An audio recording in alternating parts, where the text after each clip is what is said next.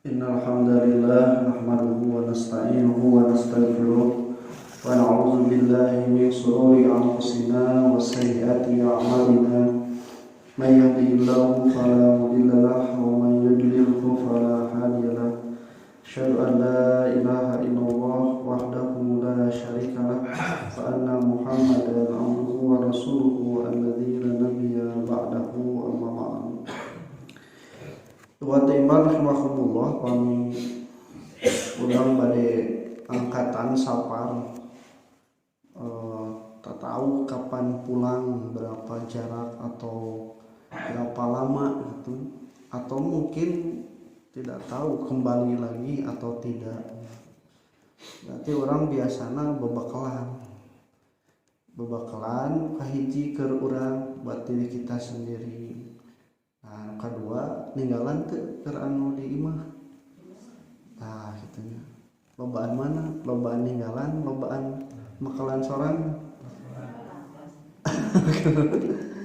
Lobaan makalan keur urang sorangan atau lobaan ninggalan? Kesorangan? Jadi khotimah rahimakumullah. Nah, ini diibaratkan ketika seseorang itu akan meninggal dunia, maka dia itu seperti akan mengadakan suatu perjalanan yang tidak tahu bahkan tidak tahu akan kembali lagi atau tidak, dan juga tidak tahu yang akan dihadapinya itu seperti apa. Nah, cukup ku saaneun, cukup ku sakitun, tidak tahu. Biasana ku teu apana mawa loba mau saeutik. Mau lobanya? Mau loba teu apa, bisi aya naon, bisi aya naon. Nah, ikhwat iman rahimakumullah, tapi urang oge tidak bisa menafikan mau mungkin dibawa kabeh.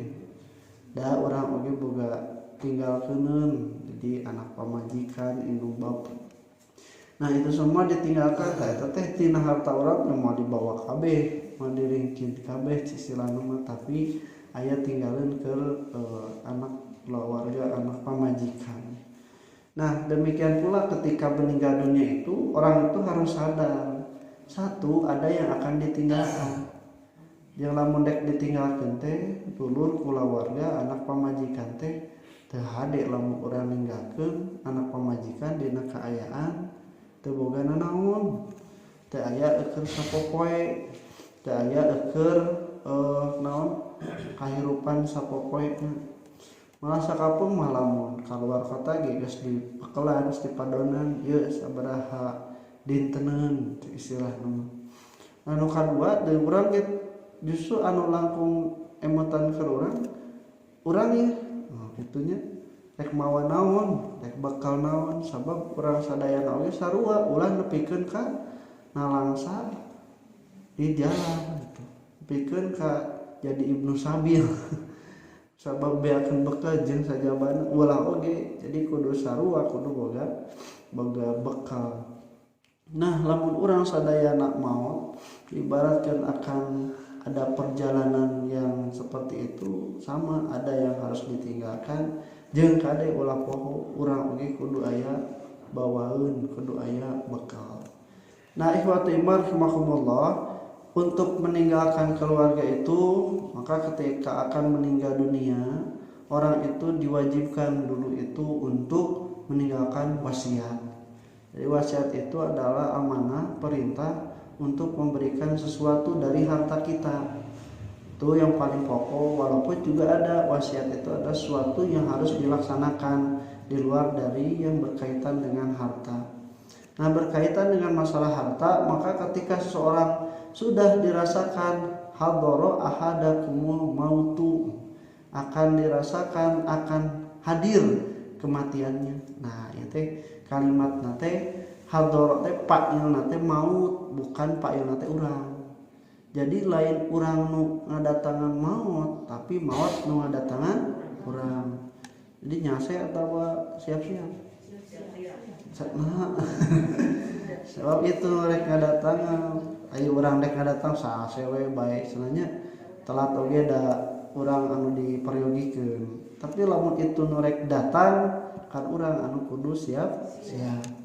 Nah, ikhwatimah rahimakumullah, ketika kematian datang itu adalah ibarat yang dimaksud dengan ketika dulu bahwa kematian itu ada cirinya, ada mukadimahnya, ada sebabnya. Lamun disebutkan sebagai mukadimah mah itu geus hese. Bahkan susah, jangankan untuk berwasiat, untuk kita mengucapkan la ilaha illallah saja hese. Hanya orang-orang yang diberikan oleh Allah Subhanahu wa taala kebaikan dan kesempatan sehingga bisa mengucapkan la ilaha illallah di akhir hayat. Terutama di mukadimah kematian itu susah. Ketika napas sudah tersengah-sengah, ketika detak jantung mulai melemah, denyut nadi pun mulai melemah, suhu tubuh juga sudah semakin menurun. Nah itu tidak bisa tawakama eker nyebutkan wasiat eker la ilaha illallah hese. Kedua, penyebab mah berkaitan biasanya jeung menuju tadinya sakit, kecelakaan dan sebagainya. Mungkin pada suatu kondisi dan menyadari bahwa itu ada sebab kematian, orang masih bisa berwasiat. Kan gitu. Jalma teh aing geus datang penyebab teh lain sadar siap-siap, tapi justru ngadon toh-tohan supaya kumaha penyebabnya hilang. Lamun gering teh penyebab kematian, orang tuh akan terfokus karena pengobatan, lain fokus oge karena bahwa ini akan menjadi penyebab datangnya kematian.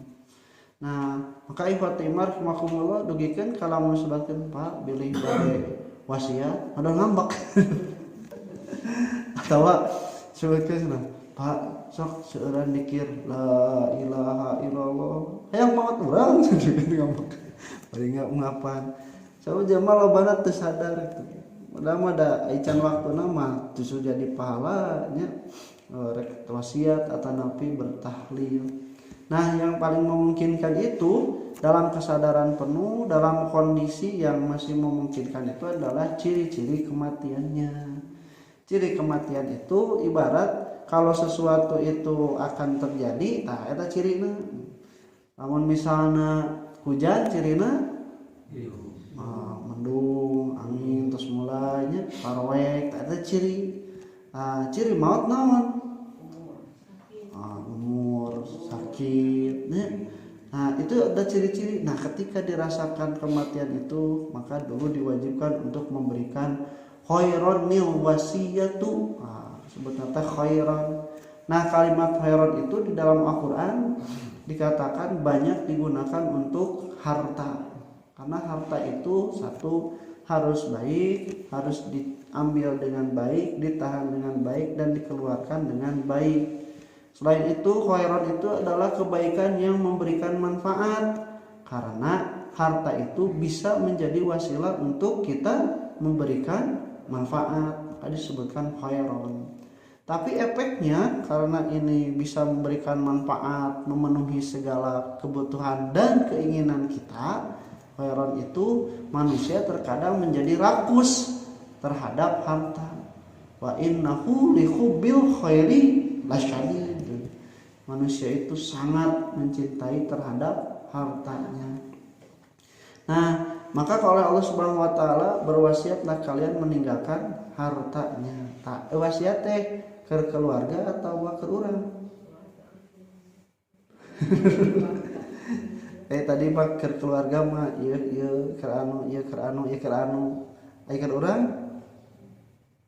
Wasiat teu. Nah, sakapu mah setara pokoknya.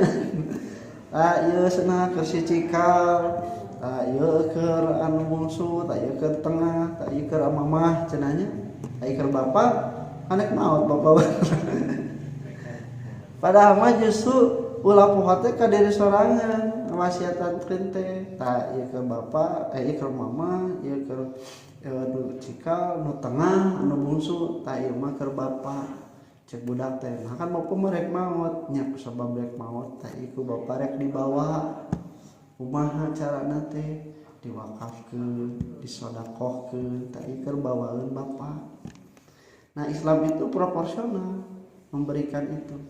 Nah maka oleh Allah Subhanahu Wa Taala disebutkan kutiba alaikum idza hadara ahadakum mautu in taraka khairan wasiyah lil walidaini wal aqrabin. Nah dulu itu difokuskannya itu adalah untuk kedua orang tua dan juga kerabat dekat.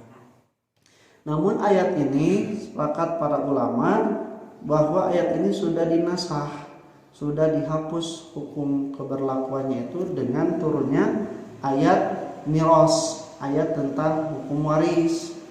Coba berlobana jelema teh geuningan teu wasiat. Nya ada kadang berenang nu sadar oge henteu da teu nyadar jeung teu hayang maotna.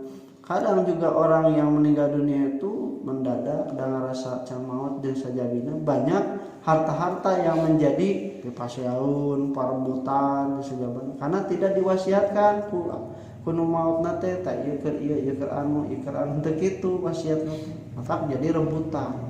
Ceuk si cikal teh urang panggedena, cek si bungsu da urang anu panggedena bela si bapakna.